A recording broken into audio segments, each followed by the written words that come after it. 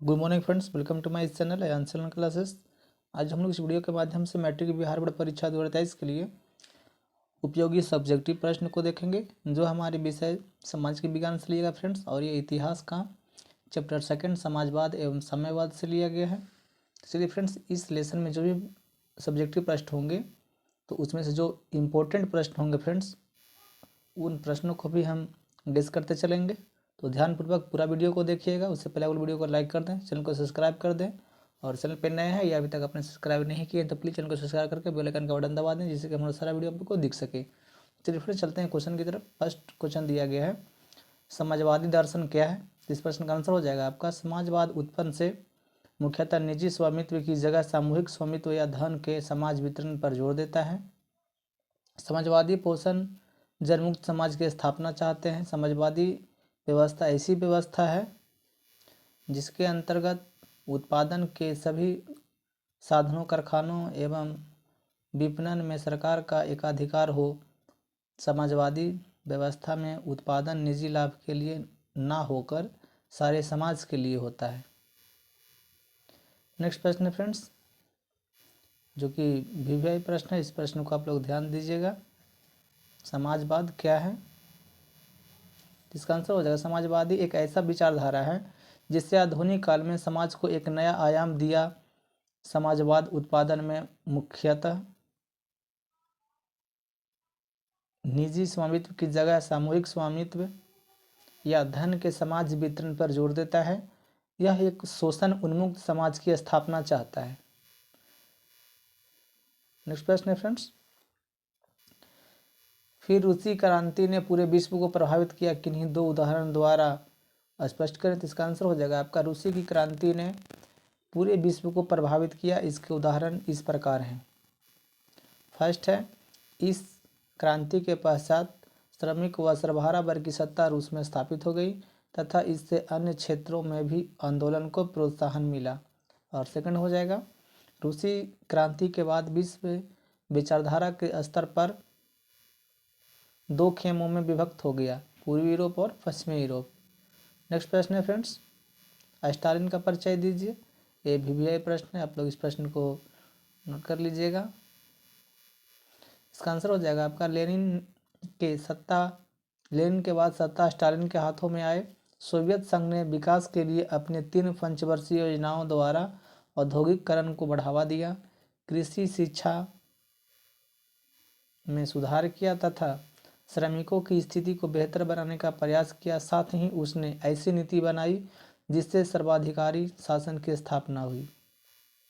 Next प्रश्न friends, सर्वहारा वर्ग किसे कहते हैं। ये प्रश्न भी वीवीआई है, एग्जाम में आ सकते हैं। इस प्रश्न का आंसर हो जाएगा आपका, सर्वहारा वर्ग समाज का वैसा वर्ग है जिसमें किसान, मजदूर एवं आम गरीब लोग शामिल होते हैं। मार्क्स के अनुसार सर्वहारा वर्ग मजदूरों तथा श्रमिकों का वर्ग था, जो सुविधा विहीन वर्ग था, जिसे कोई अधिकार प्राप्त नहीं था।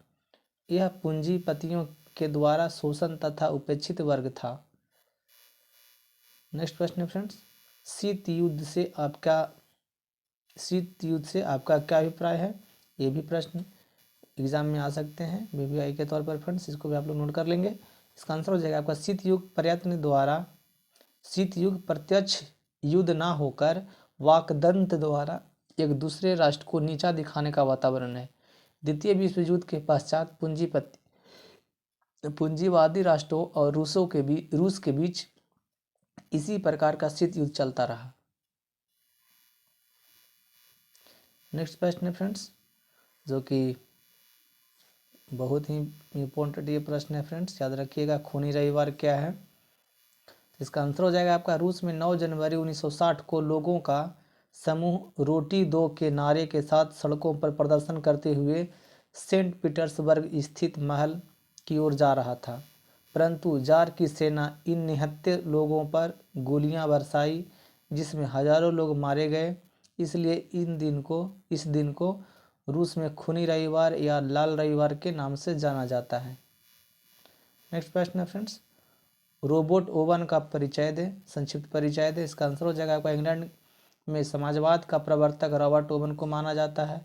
इंग्लैंड में औद्योगिक क्रांति के परिणाम स्वरूप श्रमिकों के शोषण को रोकने हेतु ओवन ने एक आदर्श समाज की स्थापना का प्रयास किया।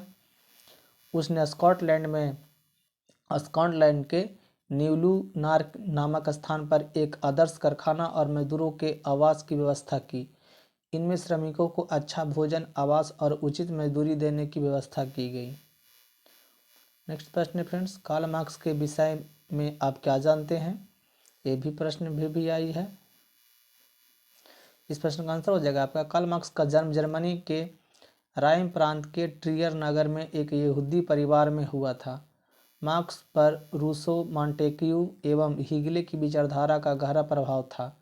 मार्क्स और एंगल्स ने मिलकर 1848 में कम्युनिस्ट मैनिफेस्टो अथवा साम्यवादी घोषणा पत्र प्रकाशित किया। कार्ल मार्क्स ने पूंजीवाद की घोर भर्त्सना की और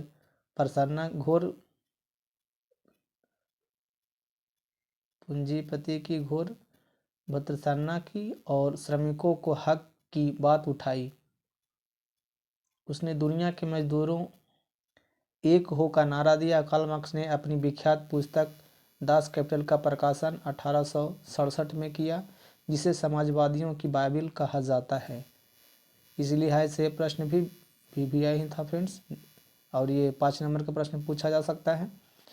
तो नेक्स्ट प्रश्न को देखते हैं। नेक्स्ट प्रश्न है, रूस में प्रतिक्रांति क्यों हुई?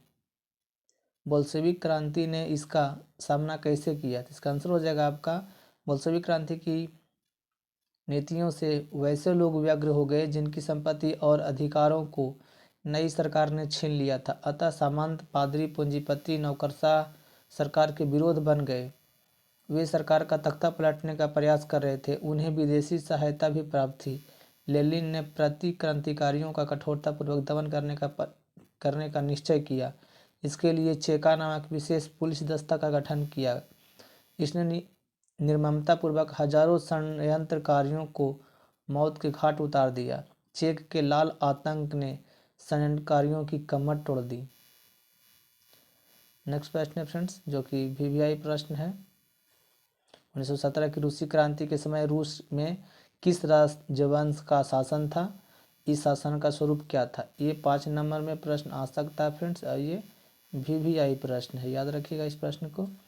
इसका आंसर हो जाएगा आपका 1917 की क्रांति के पूर्व रूस में रोमनोव वंश का शासन था। इस वंश के शासन का स्वरूप स्वेच्छाचारी राजतंत्र था। रूस का सम्राट जार अपने आप को ईश्वर का प्रतिनिधि समझता था। वह सर्वशक्तिशाली था तथा राज्य की सारी शक्तियां उसी के हाथों में केंद्रित थी। राज्य के अतिरिक्त वह रूसी चर्च का भी प्रधान था। प्रसार जार और उसके अधिकारियों से त्रस्त था। नेक्स्ट प्रश्न है फ्रेंड्स, क्रांति से पूर्व रूसी किसानों की स्थिति कैसी थी? तो इसका आंसर हो जाएगा आपका, रूस में जनसंख्या का बहुत संक्षिप्त भाग कृषक ही थे, परंतु उनकी स्थिति अत्यंत दयनीय थी। कृषि दास्ता समाप्त कर दी गई थी, परंतु किसानों की स्थिति में कोई सुधार नहीं हुआ था। उनके पास पूंजी का अभाव था तथा करों के बोझ से वे दबे हुए थे। तो फ्रेंड्स, इस लेसन में कुल 12 प्रश्न थे। यदि आप लोग को ये वीडियो अच्छा लगा तो लाइक कीजिए, अपने दोस्तों के पास शेयर कीजिए और पूर्ण वीडियो देखें फ्रेंड्स, जिससे कि मैट्रिक की परीक्षा में क्वेश्चन ना छूट पाए। यही मेरा मोटिव है। तो चलिए, आप लोग खुद ही समझदार हैं। Thank you friends. जय हिंद, जय भारत।